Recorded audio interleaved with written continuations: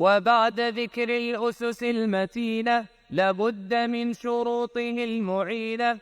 Nous sommes très heureux de vous retrouver dans un nouvel épisode de Madina Institut. Nous sommes dans le niveau 1 de la matière jurisprudence. Bienvenue à vous dans cette leçon, avec laquelle nous commençons notre série de cours de jurisprudence. Avant de commencer, il convient d'éclaircir 2 points. Le premier, comprendre ce qu'est la jurisprudence. Le deuxième, montrer son importance. Le premier point. La jurisprudence, c'est la connaissance des jugements religieux relatifs aux actes des gens.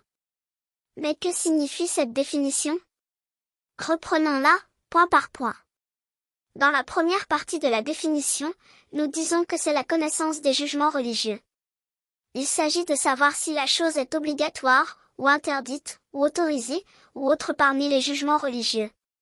Exemple, quel est le jugement religieux des 5 prières quotidiennes? Leurs jugements religieux et qu'elles sont obligatoires.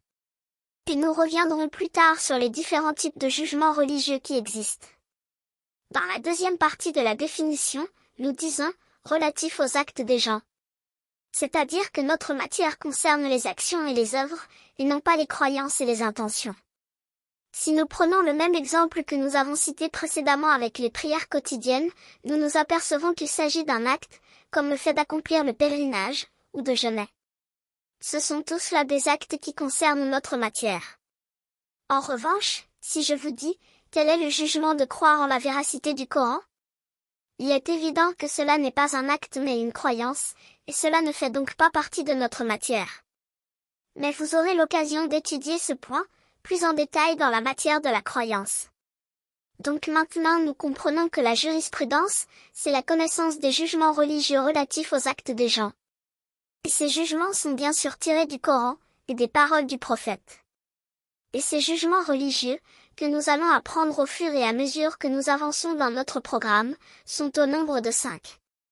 Le premier, c'est obligatoire. Cela implique que celui qui fait cet acte sera récompensé. Et celui qui le délaisse encourt un châtiment. Exemple, encore une fois, avec les prières quotidiennes qui sont obligatoires. Celui qui les accomplit est récompensé et celui qui les délaisse encourt un châtiment. Le deuxième jugement est recommandé, comme le fait de faire des aumônes. Celui qui fait cette action est récompensé, et s'il la délaisse, alors il n'encourt pas de châtiment. Puis le troisième, ce qui est autorisé, comme manger, boire ou respirer. Il n'y a ici ni récompense, ni châtiment. Le quatrième, c'est ce qui est déconseillé. Comme donner ou prendre de la main gauche par exemple.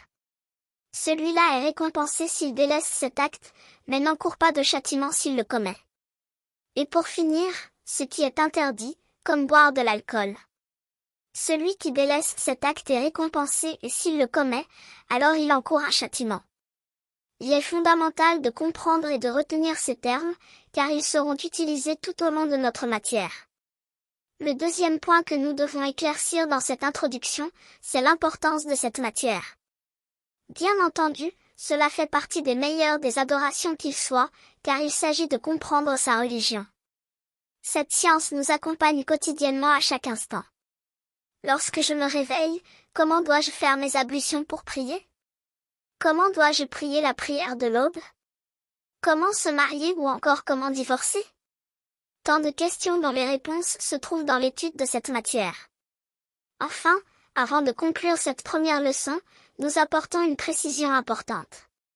Certes, il existe dans les jugements que nous étudierons prochainement, certaines divergences entre les savants de notre religion, il ne sera donc pas étonnant d'entendre quelquefois des avis que nous ne connaissons pas, ou qui diffèrent de ce que nous avons peut-être appris précédemment. Ce cours touche à sa fin, à bientôt avec Madina Institut. N'oubliez pas de vous abonner et d'aimer la vidéo. À bientôt avec Madina Institut.